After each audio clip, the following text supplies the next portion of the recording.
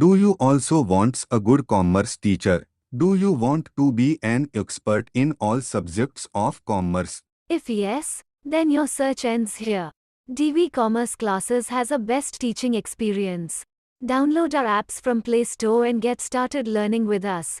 For more details, call us on 9122397597 or visit our website. Thank you. Topic का नाम है capital structure. Financial management के आगे का पार्ट है।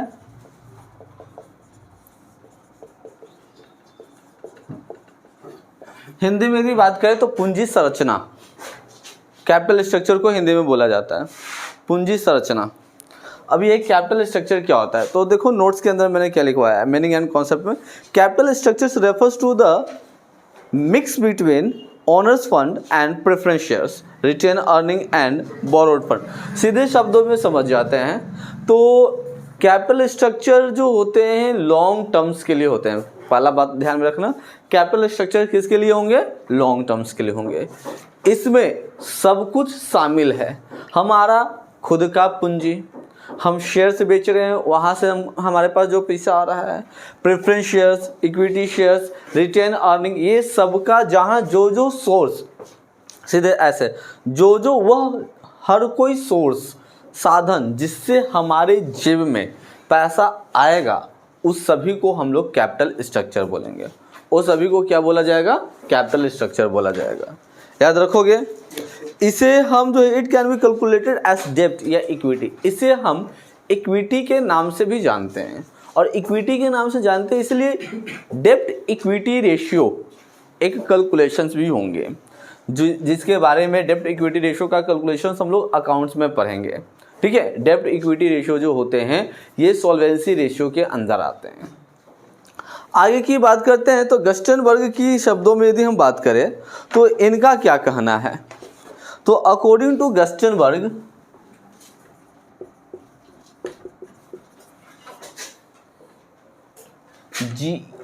GERST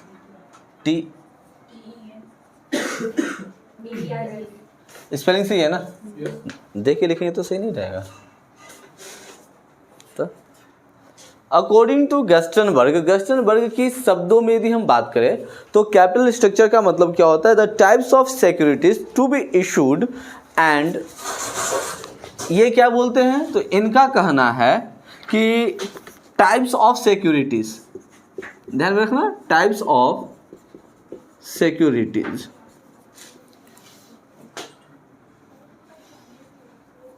एंड प्रोपोर्शनेट का स्पेलिंग गलती होगा बउआ, प्रोपोर्शनेट अमाउंट जिससे कैपिटल का फॉर्मेशन होगा। देखो तो अकॉर्डिंग टू गस्टेनबर्ग का क्या कहना है कि कैपिटल स्ट्रक्चर का मतलब होता है types of securities and proportionate amount, मतलब कि वो हर सुरक्षा सिक्योरिटी और वह हर रुपए जिससे हम अपना पूंजी का निर्माण करेंगे उसे कैपिटल स्ट्रक्चर कहते हैं। आई बात समझ में? सीधे शब्दों में कैपिटल स्ट्रक्चर की बात करते हैं हम एकदम ठेठ भाषा में, ये तो सब तो किताबी भाषा हो गया। कैपिटल स्ट्रक्चर मेरे लिए कैपिटल स्ट्रक्चर क्या क्या होगा? मुझे एक बिजनेस खोलना है, ठीक है, मेरे पास कैपिटल स्ट्रक्चर्स क्या होंगे बताओ?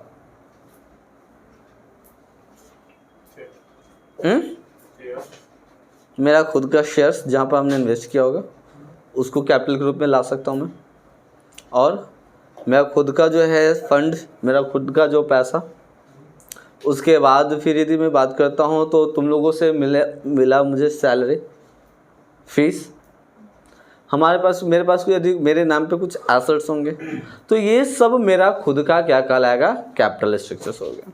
ये सबको यदि मैं कलेक्ट करूँ तो ये सारे फंड है, सोर्सेस है, जहाँ से मैं क्या कर रहा हूँ? अपना कैपिटल का फॉर्मेशन कर रहा हूँ, अपना मैं कैपिटल बना रहा हूँ। आई बात सभी को समझ में? अब डेफिनेशंस में कोई दिक्कत? इसका फीचर्स देखते हैं आगे। विशेषता, फीचर्स बोलो या कैरेक्टरिस्टिक्स बोलो। पहला पॉइंट में है मैक्सिमम रिटर्न। यदि हम सोच समझ के बउआ कैपिटल लगाएंगे, ठीक है, यदि हम सोच समझ के कैपिटल लगाएंगे तो रिटर्न भी हमें सोच समझ के ही मिलेगी। यदि जैसा मैं कैपिटल इन्वेस्ट करता हूँ, जैसा मैं कैपिटल लगाता हूँ, वैसा ही मुझे रिटर्न मिलेंगे। तो कैपिटल रिटर्न, ये जो कैपिटल स्ट्रक्चर्स की मदद से हमारा जो प्रॉफिट की प्रोबेबिलिटी है वो थोड़ा सा बढ़ जाती है, ठीक है, क्योंकि चूंकि हमने सारा काम बउआ सोच समझ के किया है तो रिस्क हमारा क्या हो जाएंगे, बढ़ जाएंगे कि घट जाएंगे? बढ़ जाएंगे ना, घट जाएंगे। चूंकि सारा काम हमारा सोच समझ के है तो घट जाएंगे। अब अगला बताना जरा, हम सब कुछ अपने हिसाब से कर रहे हैं तो हमको जो समझ में आ रहा है वही सारा काम चल रहे हैं। मेरे अकॉर्डिंग ये फ्लेक्सिबल होगा कि रिजिड होगा? कभी कभी हम अपने ही सवालों में उलझ जाते हैं, है ना, अपने ही कामों में उलझ जाते हैं कि मैं कैसे करूँ। अब चूंकि यहाँ पे lack of planning, lack of जो है ये तुम्हारा स्ट्रक्चर से है, यदि ऐसा होता है तो तुम उलझ के रह जाओगे। और यदि तुम्हारे पास जो है पूरा वेल प्लान्ड आपका है, वेल जो है कैपिटल स्ट्रक्चर, सब कुछ जैसे आपने सोचा था, जैसे आपने चाहा था वैसे हो रहे हैं, तो वह काम आपके कंट्रोल में है। That one is flexible in nature.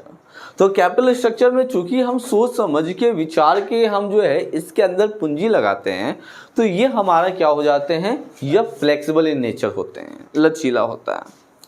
इसमें हमारे पास कैपेसिटी होता है बाबू कि हम जो है क्षमता होता है कि आने वाले समय में जो समस्याएं उत्पन्न होगी due to all this capital structure, उसे हम खुद में हैंडल कर लें। इस पे हमारा खुद का कंट्रोल भी होगा, है ना, क्योंकि सब कुछ मेरे अकॉर्डिंग चल रहा है तो ये मेरा कंट्रोल में है। बोलो कैपिटल स्ट्रक्चर का फीचर्स में किसी भी बच्चे को कोई दिक्कत है? यदि मैं बात करता हूँ कैपिटल स्ट्रक्चर से, यदि मैं बनाता हूँ, एक ऑर्गेनाइजेशन बनाती है तो उसे सबसे पहला बात यह है कि मैक्सिमम रिटर्न, ज़्यादा से ज़्यादा रिटर्न मिलेंगे, ज़्यादा प्रॉफिट मिलेगा। रिस्क की चांसेस जो है वो कम हो जाते हैं और फ्लेक्सिबल इन नेचर हो जाते हैं और कैपेसिटी इनका बढ़ जाएंगे। उसके बाद फिर बात करते हैं तो कंट्रोल हम आसानी से कर सकते हैं। ऑब्जेक्ट, अब आगे देखते हैं उद्देश्य क्या है। ऑब्जेक्ट्स, उद्देश्य, कैपिटल स्ट्रक्चर बनाने के पीछे का कारण क्या है, रीजंस। तो यदि हम रीजंस की बात करते हैं तो बाबू हमने यहाँ पर रीजंस में दो प्रकार का रीजंस मैंने बताया, है ना, एक इकोनॉमिक और दूसरा अदर। पहला इकोनॉमिक ऑब्जेक्टिव और दूसरा अदर ऑब्जेक्ट। ठीक है, ओहो देखो हम सही लिख करके मिटा रहे थे, दो बार मैंने वही किया, ऑब्जेक्ट लिखा फिर ऑब्जेक्ट ही क्यों लिखना था। कभी कभी ऐसा तुम लोग के साथ भी होता है? नहीं मतलब कि मेरा ही शॉर्ट टर्म मेमोरी लॉस चल रहे हैं तो इसे क्या बोला जाए। देखो अदर ऑब्जेक्ट्स मैंने लिखा, OBJEC लिखा, फिर उसके बाद मिटा के ऑब्जेक्टिव थोड़ा लिखे, एलिमेंट लिखना था, फिर मिटा के देखे अदर तो यहाँ पर लिखा हुआ है, फिर मिटा के ऑब्जेक्टिव भी लिखे। तुम लोग ज़्यादा ऐसा कभी नहीं होता है, झूठ बोल रहे हो तब। आपको कैसे पता? हमें कैसे पता कि तुम लोग झूठ बोल रहे हो? आज झूठ बोलने वाले के चेहरा पे ही साफ दिखता है कि वो झूठ बोल रहा है। Just like that? अब सच्ची बोलते हो, ऐसे लगता है झूठ बोलते हो।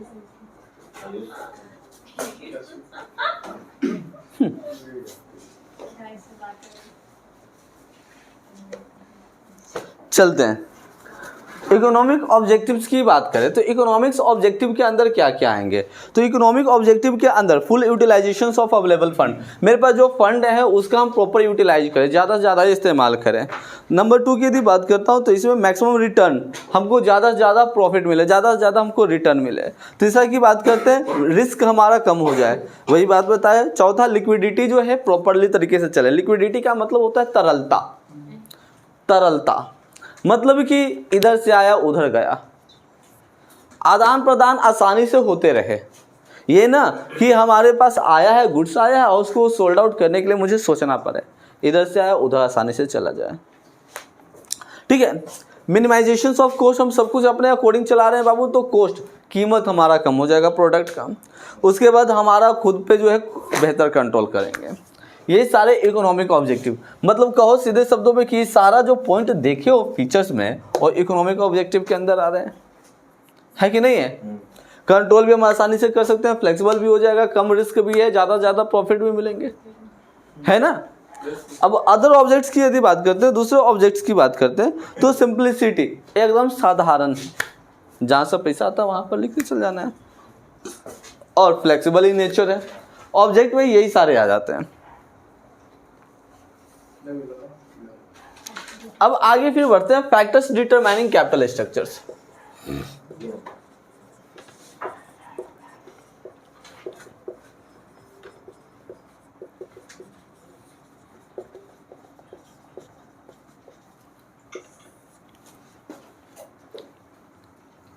फैक्टर्स डिटरमाइनिंग कैपिटल स्ट्रक्चर, कौन कौन से वो घटक है जिसकी वजह से हमारा क्या होता है, कैपिटल स्ट्रक्चर अफेक्ट करता है। तो नंबर 1 की यदि मैं बात करता हूं, फाइनेंशियल लेवरेज। ठीक है,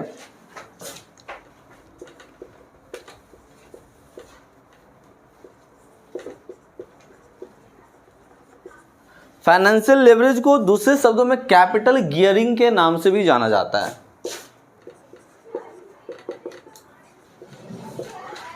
क्या हुआ था कि 1-2 साल पहले की बात है, 2 या 3 साल पहले की बात है, फाइनेंशियल लेवरेज लिखवाए थे, लेकिन जो मॉडल पेपर आया था ना उसमें कैपिटल गियरिंग दिया हुआ था। बच्चे बड़ी कंफ्यूज हो गए, कैपिटल गियरिंग के बारे में तो कभी सुना ही नहीं है, क्या होता है। और जब अचानक से जब बहुत सारे जो है सब बोलने लगता है तो शॉर्ट टर्म से में मेमोरी लॉस हो जाता है। हम भी सोच पे पड़ गए, ये कहाँ से आ गया भाई, कैपिटल गियरिंग के बारे में सही में हमने नहीं लिखवाया। फिर मैंने किताब पलट करके देखा, फिर ये किताब में भी नहीं दिया हुआ था कैपिटल गियरिंग के नाम से। फिर गूगल पे मैंने जब सर्च किया तो पता चला तेरे की जब फाइनेंशियल लेवरेज को तो कैपिटल गियरिंग कहा जाता है। तो सावधान रहेंगे, सतर्क रहेंगे, कभी कभी बोर्ड ऐसा नौटंकी कर देता है ताकि बच्चे लोग छटपटाते रहें। ऑप्शनल, हाँ तो ऑप्शनल तो रहता ही है, ये ना तो वो सही। तो द प्रोपोर्शन ऑफ द डेब्ट in overall capital is called capital leverage. लगभग हमारा कितना का कर्ज है, कर्ज का जो अनुपात होता है, डेब्ट का जो अनुपात है, प्रोपोर्शन है, ठीक है, उसी को कैपिटल लेवरेज, कैपिटल गियरिंग या तो फिर फाइनेंशियल लेवरेज के नाम से जानते हैं लोग। ठीक है,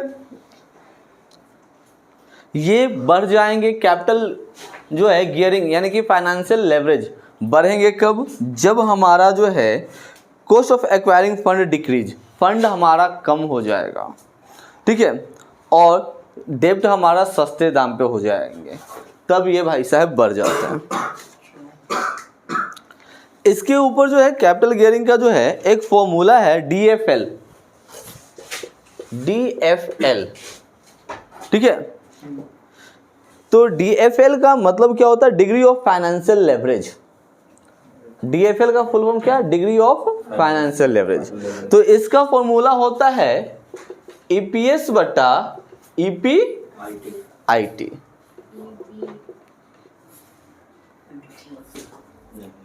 ठीक है, EPS मतलब कि earning per share, EPS earning per share, entrepreneurship नहीं है EPS का मतलब, यहाँ earning per shares. Earning per shares, इसके बारे में तुमको जो है ईपीएस डीपीएस ये सब के बारे में अकाउंट्स का अकाउंटिंग रेशियो में पढ़ना है। तो इसके ऊपर रिलेटेड जो न्यूमेरिकल क्वेश्चन होंगे हम वहाँ पर डिस्कस करेंगे। हैं? सवाल नहीं होंगे इस, नॉर्मली इस चैप्टर से न्यूमेरिकल क्वेश्चंस आते ही नहीं हैं, न्यूमेरिकल क्वेश्चंस आते ही नहीं हैं, ठीक है। इसलिए फॉर्मूला तक ही काम चलाते हैं।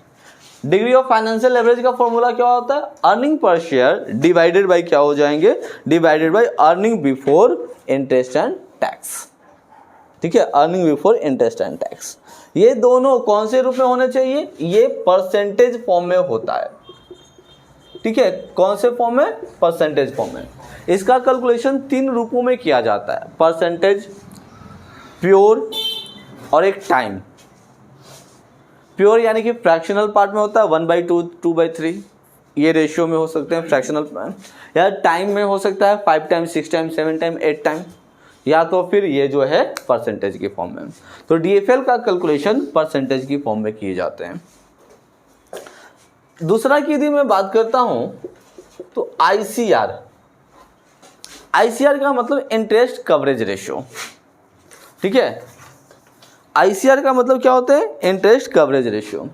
तो इसका फॉर्मूला होता है EBIT divided by interest, earning before interest and tax divided by tax, sorry interest. मतलब कि देखो earning before interest and tax, तो हम इंटरेस्ट एंड टैक्स में का जो इंटरेस्ट को हटा दें तो हमारा आईसीआर आ जाएगा, आईसीआर आ जाएंगे, ठीक है। तीसरा है DSCR, DSCR, DSCR का मतलब क्या हो जाएंगे? डेब्ट सर्विस कवरेज रेशियो, डेब्ट सर्विस कवरेज रेशियो, DSCR। तो इसका फॉर्मूला क्या होते हैं? तो इसका फॉर्मूला होता है PAT का मतलब क्या हो जाएंगे?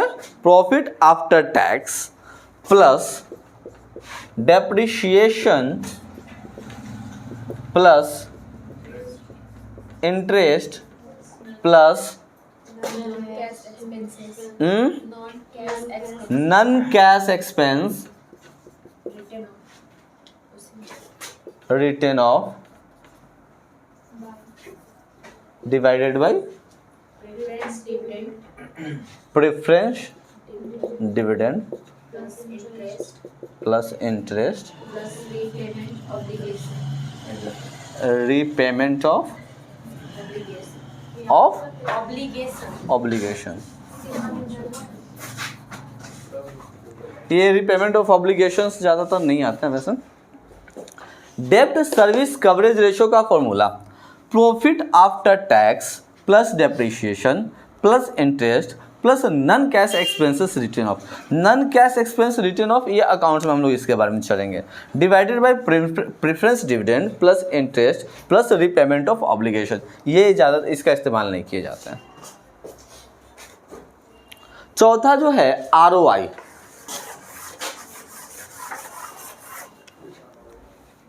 ROI मतलब कि रिटर्न ऑन इन्वेस्टमेंट, ठीक है। तो ROI का यदि हम बात करते हैं तो इसका फॉर्मूला क्या हो जाते हैं? तो इसका फॉर्मूला क्या होता है? EBIT divided by total investment. देखो इसका अलग अलग फॉर्मूला होता है बाबू। यदि वहां पर तुम देखोगे चार्ट में प्रॉफिटेबिलिटी रेशियो के अंदर देखो, अकाउंटिंग रेशियो का चार्ट में वहां पर देखो, रिटर्न ऑन इन्वेस्टमेंट है, उसमें फॉर्मूला क्या लिखा हुआ है? पढ़ के बताओ। Profit before interest and tax divided by capital employed. वो परसेंटेज की फॉर्म में वहां कैलकुलेट किया गया है, इसलिए इंटू 100 है, ठीक है। तो profit before interest and tax, ठीक है, profit before interest and tax, लाभ, profit before earning before interest and tax, interest और टैक्स के पहले का लाभ, को हम जितना भी हमने निवेश किया था उससे डिवाइड कर देंगे, ROI निकल जाता है। रेट इतना % का मुझे मुनाफा मिलेगा। ठीक है, ये हो गया थे चौथा। पांचवा क्या है? Tax rate. ये बोले तो थोड़ी सुनेंगे हम। तो देखो टैक्स रेट ये डिटरमाइन करती है कि मुझे कौन से प्रोडक्ट पे जो है, मुझे अपने कैपिटल पे, अपने सर्विस पे मुझे कौन से रेट ऑफ टैक्सेस बियर करना होता है। नॉर्मली अब तो टैक्स स्लैब्स जो है काफ़ी कम हो गए हैं, घट गया है। ठीक है, लेकिन पहले की तुलना में यदि बात करूँ तो अभी जो हम लोग पढ़ रहे हो पहले के अकॉर्डिंग से पढ़ेंगे तो जो तरह तरह के डिफरेंट टैक्स होते थे, तो हमारा जो सर्विस है वो कौन से टैक्स स्लैब के अंदर आता है, टैक्स रेट के अंदर आता है। खैर मेरा जो सर्विस है वो 18% के अंदर आता है, 18%। ठीक है, तो ये टैक्स रेट डिटरमाइन करते हैं। अगला है होगा कॉस्ट ऑफ डेब्ट। कर्ज की जो है, जो डेब्ट है वो कितने हद तक हमारा डेब्ट जा सकता है। The ability of a company to borrow the fund depends on the cost of डेब्ट। मान लो, सोच लो कि मेरे को जो है पहले से ही 5-10 लोगों के यहाँ से मेरे को कर्जा चल रहा था। 11वां आदमी जो 9वां आदमी के जान पहचान का था, जाओ पढ़ावे। बेचारी छोटी सी बच्ची है, रोड पे चिल्ला रही है, सर आइए पढ़ावे। और छोटा बच्चा में जो होम ट्यूशन वाली होगी कोई इधर जा रहे होंगे, तो उतना छोटा बच्चा हम लोग कहते थे कि सर आप मत आइए पढ़ावे। पढ़ाई के दिले कब किया? बचपन से आज तक। बचपन से आज तक पढ़ने का मन नहीं किया, पढ़ रहे बस खींच जबरदस्ती। तो खैर देखो मैं क्या बात कर रहा था, तो मैं बोल रहा था कि 10 लोगों के यहाँ मेरा कर्जा चल रहे थे। 11वां के यहाँ मैं कर्ज लेने जा रहा था, बट 11वां वाज एसोसिएटेड विथ 9वां पर्सन। 11वां आदमी 9वां आदमी के जान पहचान का था। ठीक है, अब उससे मैं कर्ज लेने जा रहा हूँ, तो बताओ कि जरा वो 9वां से डिस्कस करेगा तो 11वां आदमी हमको कर्ज देने के लिए तैयार होगा कि नहीं होगा? नहीं होगा। कैसे हो जाएगा? 10 गो का ऑलरेडी मैं कर्जा लेके रखा हूँ, उसको तो मैं भरा नहीं हूँ, और 11वां से मैं कर्जा लेने जा रहा हूँ। तो 11वां आदमी 9वां आदमी का जान पहचान का था, तो मुझे कैसा स्वभाव है भाई, ये छोटा आदमी आज तक मेरा पैसा तो देवे नहीं किया है, तो वो कहाँ दे देगा? है कि नहीं है?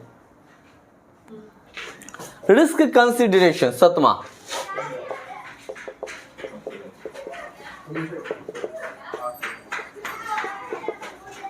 ठीक है, रिस्क कंसिडरेशन, जोखिम। तो बउआ देखो, वैसे तो कहा जाता है कि हर बिजनेस में खुद का एक रिस्क होता ही है, हर बिजनेस में खुद का रिस्क होता है, लेकिन रिस्क कई प्रकार के होते हैं। ठीक है, यदि रिस्क की बात किया जाए तो जनरली रिस्क 2 प्रकार से हम लोग डिवाइड करेंगे। एक ऐसे तो रिस्क कई प्रकार का है ना, तो रिस्क को लेकिन हम 2 पार्ट में डिवाइड करें, एक ऑपरेटिंग रिस्क और दूसरा फाइनेंसिंग रिस्क। ऑपरेटिंग रिस्क के अंदर बहुत सारे रिस्क जो हमारे इस संस्था को चलाने से संबंधित होगा, इस संस्था से चलाने से संबंधित, ऑपरेट करने से रिलेटेड जो जो रिस्क शामिल होंगे वे सभी रिस्क को ऑपरेटिंग रिस्क बोलेंगे। और फाइनेंशियल रिस्क वह हर रिस्क जिसकी वजह से हमारा पैसा पे असर पड़े, फंड पे असर पड़े, तो वे सभी को हम क्या बोलेंगे? वो सभी को हम फाइनेंसिंग रिस्क बोलेंगे। ठीक है, और ये सारे रिस्क कंसिडरेशंस के अंदर आते हैं। 8वां की यदि बात किया जाए तो कंट्रोल। बाबू ये कंट्रोल के बारे में तो मैंने पहले भी बता दिया था, वही कंट्रोल है जो तुम लोग समझ रहे हो, फीचर्स में बताए थे, वही कंट्रोल जो ऑब्जेक्टिव में भी मैंने बताया था, वही कंट्रोल फैक्टर्स में भी। समझ में आ रहा है? अदर ऑब्जेक्टिव में बताए थे ना, इकोनॉमिक ऑब्जेक्टिव में। 9वां नंबर की बात करते हैं तो 9वां नंबर पे क्या है? ये वही है ऑलरेडी बता चुके हैं अदर जो हम सही बोल रहे हैं। पहले बता चुके हैं, कैरेक्टरिस्टिक्स में बता दिए, अदर ऑब्जेक्टिव के अंदर बता दिए। अगला की बात करूं तो है क्या? कैश फ्लो पोजीशन, रोकड़ प्रवाह स्थिति। रोकड़ प्रवाह स्थिति में जो कैश का बगुआ जो फ्लो होता है ये 2 प्रकार का होता है, एक इनफ्लो, दूसरा आउटफ्लो। इनफ्लो और आउटफ्लो, हमारे जेब के अंदर आना इनफ्लो, हमारे बिजनेस के अंदर आना कौन सा फ्लो? इनफ्लो। और बिजनेस से पैसा का निकल जाना आउटफ्लो। जेब के अंदर आना इनफ्लो और जेब से बाहर निकल जाना आउटफ्लो। और बैंक्स बैंक भी हमारा कैश इक्विवेलेंट होते हैं। अच्छा, बैंक से निकाल के पैकेट में रख लिए, कैश इनफ्लो या cash outflow? In and out दोनों। अब हम आउटफ्लो हो गया बैंक के लिए और इनफ्लो हो गया जेब के लिए। तुम्हारे लिए क्या? बैंक के लिए और ऐसा नहीं है, मेरे लिए इनफ्लो। ये कैश इक्विवेलेंट है। कैश इक्विवेलेंट है, कैश के बराबर अभी भी है। अरे तुम्हारा बैंक में पैसा है, तुम्हारा ही पैसा है। तुम्हारे पैकेट में पैसा है, तुम्हारा ही पैसा है। बैंक में पैसा पे किसी दूसरे तीसरे का, यहाँ तक तुम्हारे मम्मी पापा का भी हक नहीं है। उन्हीं का हजारों रहे मम्मी पापा का पैसा, लेकिन जाओ तो कहो तो जाओ मम्मी मेरे बैंक से पैसा निकाल के आओ, तो एटीएम छोड़ दो, बैंक से पैसा निकाल के आओ तो ये क्या रुपया है? जितना भी रुपया रहे, अरे 100 रुपया रहे, 500 रहे, 1000 रुपया रहे, तो दूसरे को नहीं दे सकती है बैंक, वो तुम्हारी संपत्ति। नहीं 5 में और ज़्यादा हो। लड़के लोग सबका बैंक अकाउंट है ना, मैं बार बार रिमाइंडर दे रहा हूँ।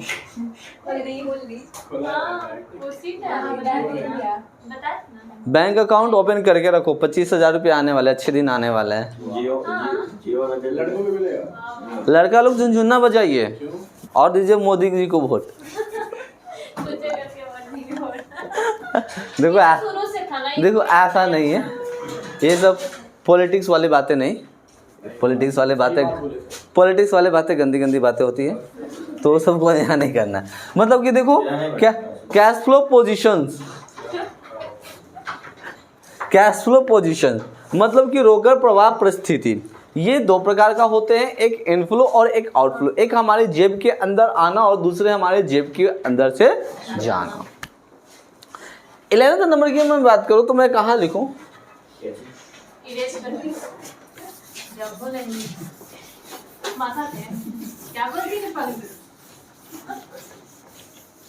अरे बोल लो, मौका है।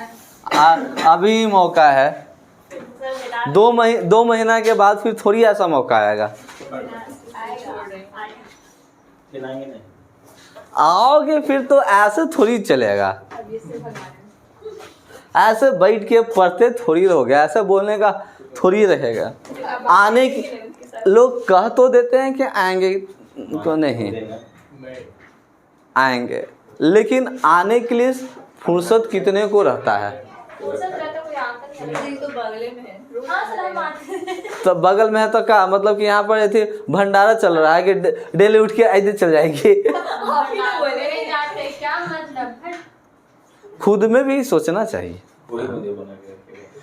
पूरी बुंदिया चलो ठीक है तुम्हारे लिए, नहीं चिकन लेग पीस छोड़ दिया ना, इसीलिए तो आप दीजिए खाए वाला है। मंगल के दिन हाँ खा गया। खा लेगा? सर इंसान नहीं, अपने नहीं, नहीं। अकॉर्डिंग उसको मंगल और बुध कर दिया खाना और वो- नहीं खाते हो तो मत खाओ, धर्म भ्रष्ट नहीं करना चाहिए किसी का। 11th नंबर की बात करते हैं। क्या? Stock market condition. Stock market का क्या परिस्थिति रहेगा, मार्केट का क्या परिस्थिति, जो कि हमारा ध्यान देना, हमारा इन्वेस्टमेंट भी है, तो हमें यह जानना भी है कि हमारा मार्केट का परिस्थिति क्या होगा, मार्केट कौन से लेवल पे जा रहा होगा, ये भी हमें देखना है, सोचना है, राइट। 12th की बात करूं तो 12th क्लास वाले बच्चे 12th नंबर की बात बताएंगे। Flotation coast. फ्लोटेशन कोस्ट, कुछ खर्च, स्पेलिंग गलत है। सॉरी तो हम कुछ दूसरा ही कोस्ट में चले गए थे। कुछ खर्चे ऐसे होते हैं ना, वो फ्लो करते रहता है, जैसे कि कपड़ा लेना, अब हर महीने कपड़ा लेना। लेते हैं ऐसे। जैसे कि यदि बात करूं तो ईच एंड एवरी मंथ का जो है cost of each and every month तुम लोग का घर का वो फ्लक्चुएट करते हैं, उतार चढ़ाव होते हैं, कभी इतने का खर्चा हो गया, कभी इतने का खर्चे, इस महीने में उतने का खर्चा, उतने का खर्चा, तो फ्लोटेशन कॉस्ट भी होते रहते हैं। तो इस चीज़ पे हमें ध्यान में रखना है, ये सब पे ध्यान में रखते हुए हमको फैक्टर्स डिटरमाइन करना है। 13 नंबर की बात करूँ बउआ, 13वां लीगल फ्रेमवर्क। देखो बउआ, लीगल फ्रेमवर्क में आ जाएगा तुम्हारा कि जो तुम बिजनेस कर रहे होगे, वो कंप्लीटली लीगली होना चाहिए, यानी कि गवर्नमेंट के नॉर्म्स को फुलफिल करते हुए, गवर्नमेंट का जो रूल्स है उसे पालन करते हुए हमें अपना व्यवसाय को आगे बढ़ाना है। 14th की यदि बात किया जाए तो क्या है, capital structure of other companies. ये तुम लोग करते हो, ये नहीं करते हो, बट इसी के जैसा करते हो, capital structure of other company. Capital structure मैं खुद का बना रहा हूँ ना, मैं तुम लोगों को काम दिया बनाने को, तुम्हारा कितना आंसर आया, मेरा इतना आंसर आया, दूसरा तीसरा से दोनों को मिला के विचार मिलाते चलना। तो हम अपना कैपिटल स्ट्रक्चर बना रहे हैं, तो दूसरे तीसरे से फलाने का स्ट्रक्चर कैसा था, उसी के देखा देखी मैं अपना बनाऊंगा, राइट। तो ये कैपिटल स्ट्रक्चर जो होते हैं दूसरे कंपनी के ऊपर भी डिपेंड करते हैं। लास्ट बट लिस्ट बता दो, कॉस्ट ऑफ इक्विटी।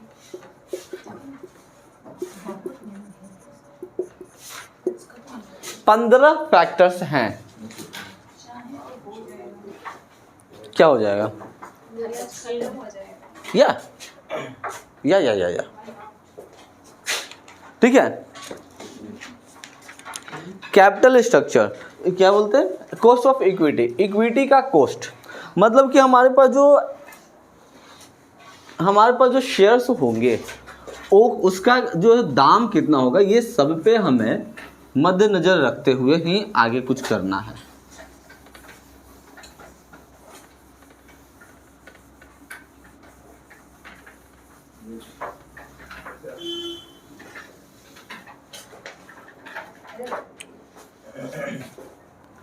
बोलो कैपिटल स्ट्रक्चर में कोई दिक्कत,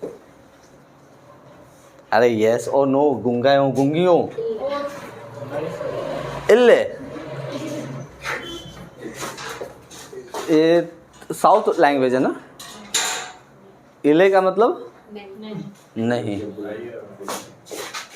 चेन्नई एक्सप्रेस में था ना इल्ले, भैया तारक मेहता का उल्टा चश्मा।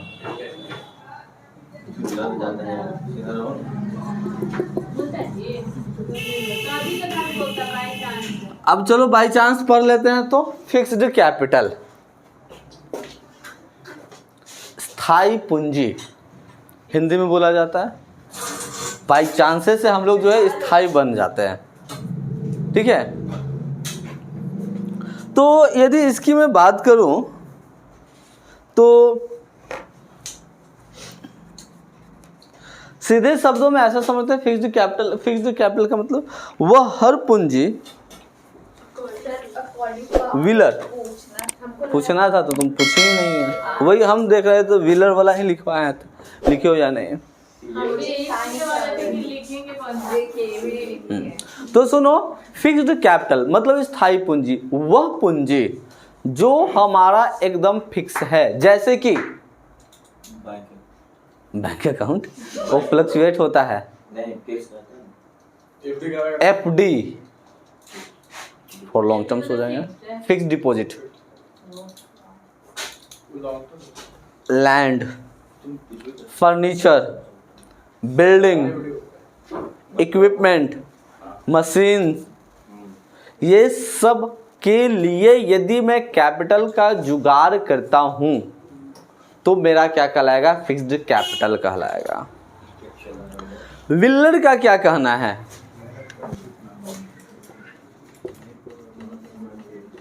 तो विल्लर जी बोलते हैं, नहीं विल्लर का चलेगा,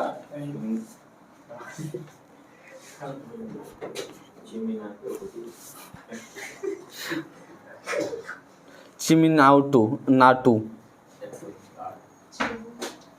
तो विल्लर का छोड़ो, वो सब क्या लिखा हुआ है सो।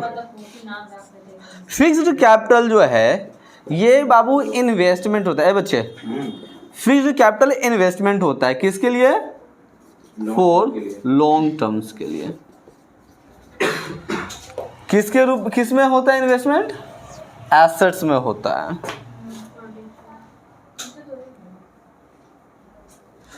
एसेट्स के रूप में। क्यों?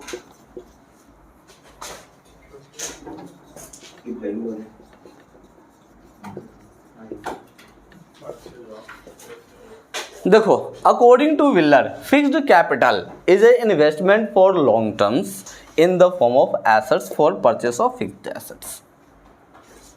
सीधे शब्दों में मैं समझा दूं तो विल्लर जी का कहना है कि फिक्स्ड कैपिटल का मतलब स्थायी पूंजी का मतलब कि निवेश, पैसा लगाना। किस चीज में पैसा लगा रहे? तो लंबे समय के लिए पैसा लगाना संपत्तियों में, ताकि हम संपत्तियों का क्रय करने में हम पूंजी लगाएंगे ताकि क्या हो? लॉस में जाए, है ना? तो तुम कहता हम प्रॉफिट तो बोले ही नहीं थे, लॉस ना हो, लॉस में जाए हमने बोला था। अरे LHS इक्वल टू जबरदस्ती मेथड, RHS नहीं, जबरदस्ती मेथड। तो विल्लर का क्या कहना है? तो विल्लर का कहना है कि फिक्स्ड कैपिटल एक इन्वेस्टमेंट होता है जो लंबे समय के लिए किया जाता है एसेट्स के फॉर्म में, ताकि हमारा जो है उससे ज़्यादा से ज़्यादा प्रॉफिट मिलते रहे।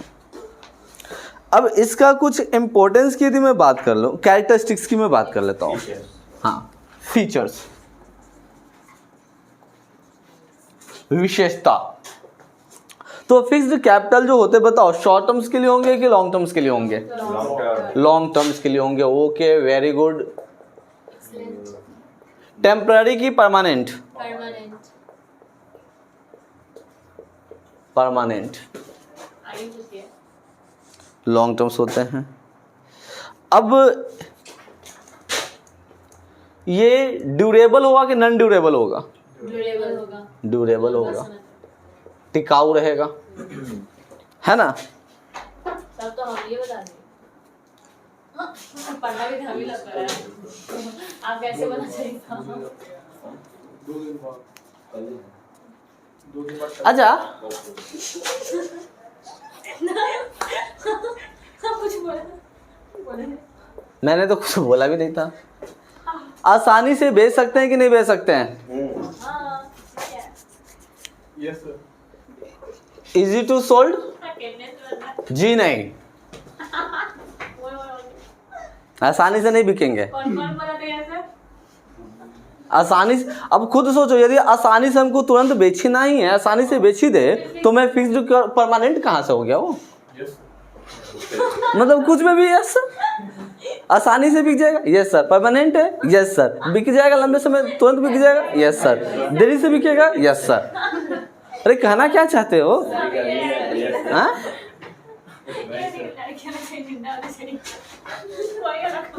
ठीक है, तो easy to sold, no sir.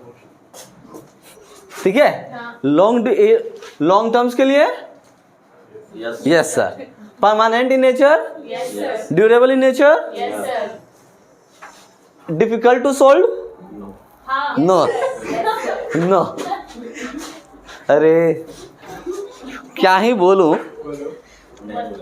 नहीं बोलेंगे। अभी ऑनलाइन रिकॉर्डिंग भी हो रहे हैं, नहीं तो सुना देते। वो सब सुनेगा तो क्या करेगा? उतना चलते रहता है बीच में।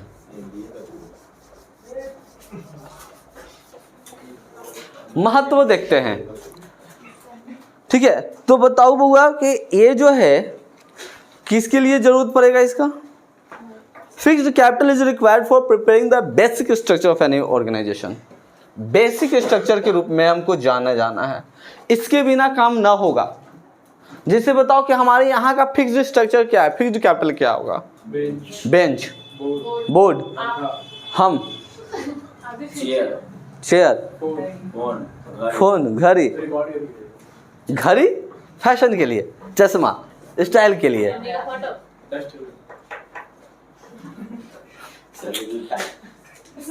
हे भगवान, तू जूता बोल दे, कपड़ा बोल दे, समझ रहे हो? तो देखो बेसिक नीड्स होते हैं ये।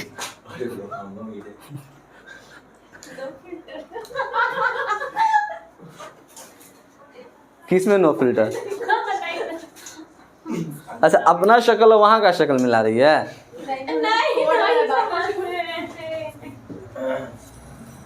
छोड़ो, सब मुंह में आया है। तो जिसके बिना काम ना चले, जैसे कि बेंच के बिना काम ना चलेगा, बोर्ड के बिना काम ना चलेगा, तो ये एक ऑर्गेनाइजेशन के लिए बेसिक है, आवश्यक है। कैपिटल स्टेटस जो होते हैं, कितना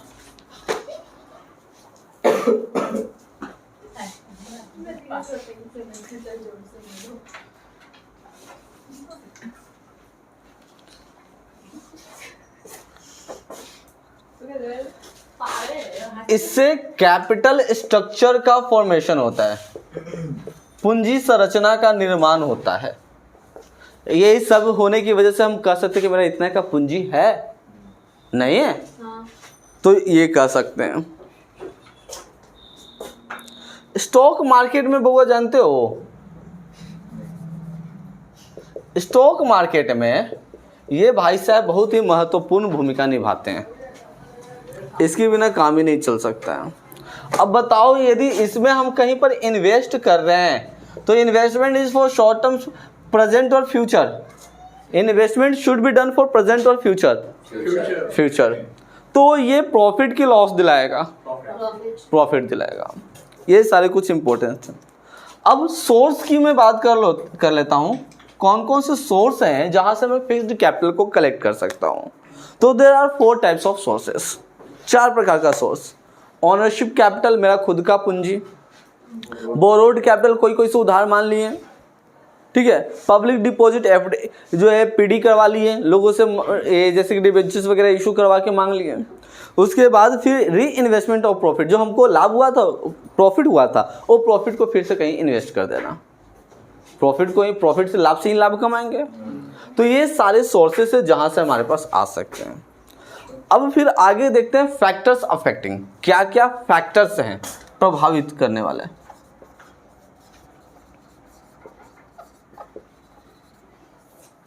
कौन कौन से फैक्टर्स है जो अफेक्ट करते हैं हमारा फिक्स्ड कैपिटल को। तो number 1, nature of the business.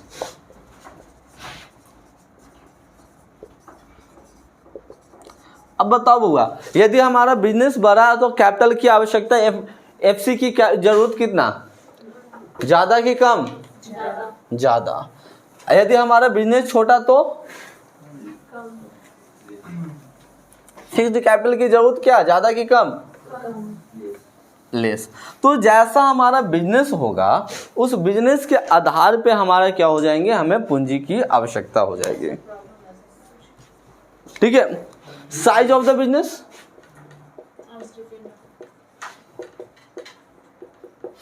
अगला टाइप्स ऑफ प्रोडक्ट्स, प्रोडक्ट्स के आधार पे भी तो होता है ना। अच्छा एक बात बताना, बोलिए। हाँ ये सवाल बदलेगी। एक होता है मैगी, एक होता है नूडल्स, सही है। और बताओ ऐसा ऐसा कुछ, यप्पी, योनो योनो कर दो, यप्पी। और तो चाइना का ब्रांड है, कोई बताया। वो जो तीखा तीखा रहता है वो क्या? कौन सा, एक रहता ना है चाइना में, चाइनीज में लिखा हुआ रहता है, एकदम तीखा हुआ रहता है। चाउमीन नहीं चाओ चाओ, नहीं नहीं, उसे क्या तो नाम है, पता नहीं मुझे, क्या मालूम, वगैरह में नहीं मिलता है एकदम चाइनीज। पता नहीं मुझे नहीं मालूम, मैंने नहीं देखा। पतंजलि पतंजलि, आ रहा था बढ़िया पतंजलि की मैगी। आता है। चलो ठीक है, ये डिफरेंट टाइप्स ऑफ नेम हो गया, बट इनमें से टाइप्स ऑफ सब पे अलग अलग जो है प्रॉफिट मिलेंगे। ये सबसे ज्यादा कौन बिकता है? मैगी, नेस्ले का। मैगी कौन सा कंपनी का है? नेस्ले का। वो ओरिजिनल मैगी बोला जाता है। पता नहीं कितना में देता है। तो एक बार क्या हुआ था, छोटा वाला जो मैगी होता है 7 रुपया वाला, उस पर क्या होता था कि चार पे एक फ्री होता है। नहीं मैगी पे हर मैगी के अंदर मसाला रहता है डाला हुआ। पता नहीं, अलग से का नहीं पता। 4 मैगी पे एक 5वां फ्री अभी मिलता है। तो ये रिसेंटली छठ पूजा में जो था, घर पे सब तो कोई तो थे नहीं, तो सोचे कि मैगी बना करके खाते हैं। 4 मैगी, तो इतना बड़ा पेट 4 मैगी भी नहीं खा सकता, 5 मैगी नहीं खा सकते हैं।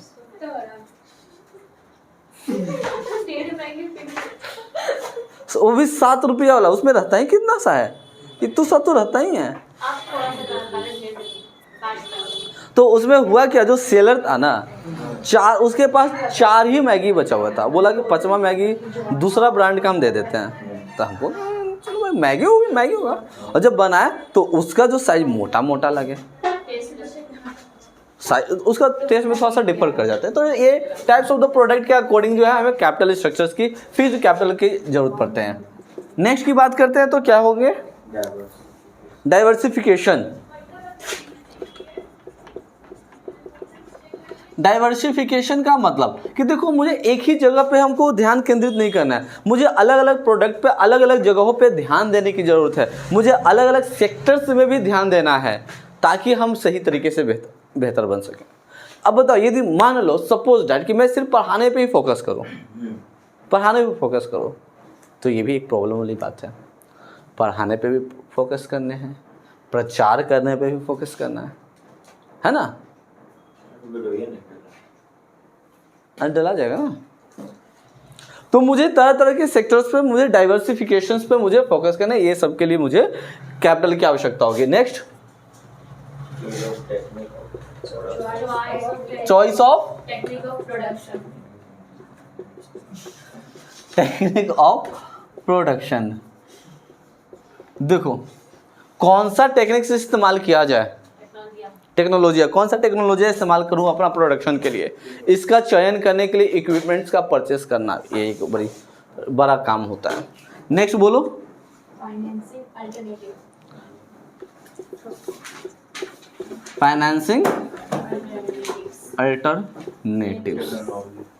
कहाँ से पैसा मुझे मिलेगा, कहाँ से मुझे पैसा मिलेगा। एफडी से मिल सकते हैं, या तो फिर और अल्टरनेटिव मेथड्स, शेयर से मिल सकते हैं, और डिवेंचर से। तो ये सारे फाइनेंस को अल्टरनेटिव तरीके से हमारे पास जो है कलेक्ट करने का। Last one, technology upgradation.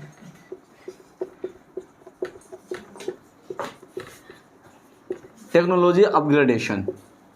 बउआ ये बड़ा जरूरी होता है, टेक्नोलॉजी को अपग्रेड करना, ठीक है। नहीं तो खुद सोचो जरा, आज टेक्नोलॉजी एडवांस है बट अभी मेरा इससे काम चल जा रहा है, ना वो जरूरत नहीं है अभी, जितना के बउआ उतना के झुनझुना करे की जरूरत नहीं है। बउआ का कीमत नहीं है, ठीक है।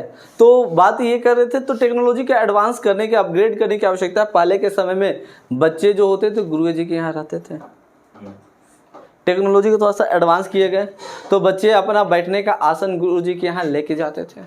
अब थोड़ा सा और टेक्नोलॉजी एडवांस हो गया तो बच्चों के पास जो है बिछा हुआ दरी मिल जाते थे बच्चों को, और टेक्नोलॉजी एडवांस हो गया तो बच्चों को बैठने के लिए बेंच मिलने लगे। तो ये टेक्नोलॉजी अपग्रेड होते गए हैं, ठीक है। सिमिलरली अगला वर्ष हो सकता है कि बच्चों को अभी कॉपी किताब लेके आना होता है, अगला वर्ष अपग्रेड हो जाए कि बच्चों को खाली हाथ आना है, कॉपी किताब वहीं मिलेंगे, आईबे नहीं करना हो, स्टडी फ्रॉम होम, ठीक है। लास्ट टॉपिक की तरफ चलते हैं हम, वर्किंग कैपिटल। देखो फिक्स्ड कैपिटल का मतलब समझ में आ गया ए बच्चे, फिक्स्ड कैपिटल का मतलब समझ में आ गया कि स्थायी पूंजी के लिए, लॉन्ग टर्म्स, ठीक है। इसका उल्टा शॉर्ट टर्म्स के लिए वर्किंग कैपिटल। रेगुलर बेसिस के लिए जो मुझे पूंजी चाहिए होगा उस पूंजी को हम वर्किंग कैपिटल बोलते हैं, रेगुलर बेसिस पे। जेएस मिल होंगे एक, ये क्या बोलते हैं JS mill, the sum of the current assets is the working capital. देखो क्या बॉर्नविले डेवी, ठीक है।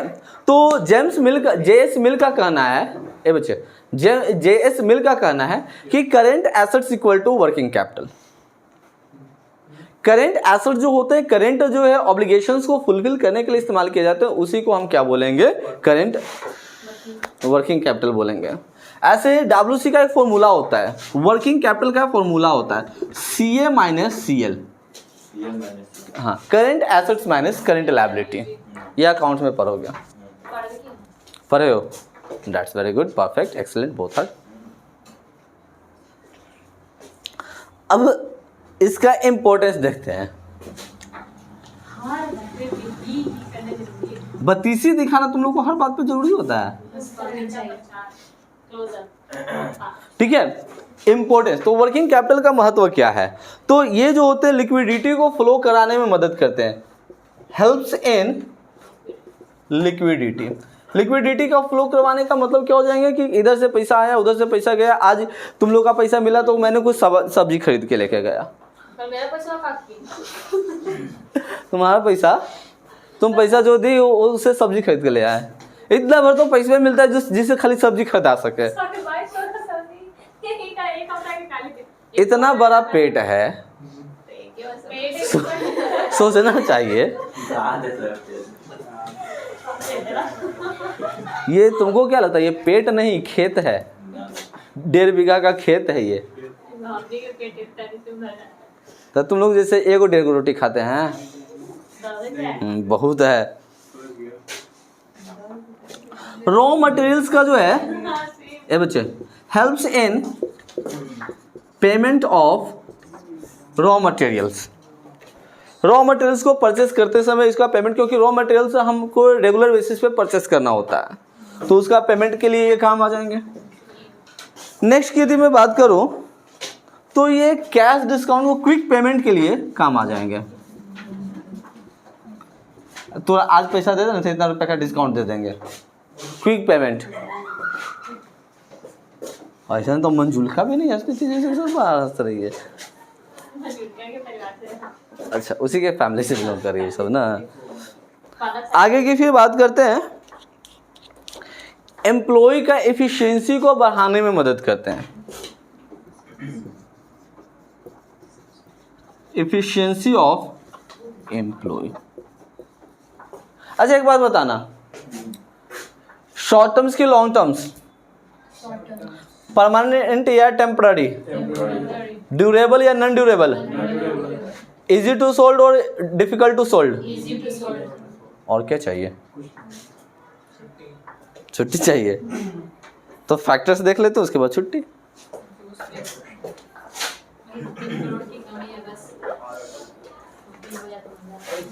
Factors affecting working capital requirement, कितना देर? हाँ 54, क्या दिक्कत है, 5 मिनट और से। फैक्टर्स अफेक्टिंग वर्किंग कैपिटल, फिर वही नेचर ऑफ द बिजनेस, वही उसके बाद साइज ऑफ द बिजनेस भी आ जाएंगे। बड़ा बिजनेस होंगे तो बड़ा ज़्यादा पूंजी चाहिए, कम बिजनेस होंगे तो कम चाहिए होगा। टाइप ऑफ द प्रोडक्ट के ऊपर भी चल जाएगा। लेकिन किताब के अकॉर्डिंग यदि बात करते हैं तो क्रेडिट अलाउड, उधारी कितना दे सकते हो,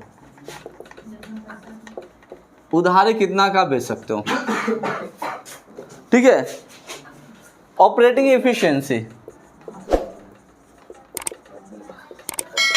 तुम्हारे पास कितना क्षमता है कि तुम अपने बिजनेस को सही तरीके से चला सको, ठीक है। उसके बाद फिर है क्रेडिट अवेल, कितने का तुमको उधार मिल सकता है। क्रेडिट अलाउड का मतलब तुम कितना दे सकते हो, क्रेडिट अवेल कितना तुमको मिल सकता है। नेक्स्ट बोल दो। ऑपरेटिंग एफिशिएंसी हो गया है। सीजनल, जी देखो ये हर जगह जो है अलग अलग जगहों पे अलग अलग असर होता है। कुछ कुछ बिजनेस ऐसा होते हैं जो सीजनली चलते हैं, जैसे कि उदाहरण के तौर पे सिंघाड़ा वाला पानी या पानी वाला सिंघाड़ा,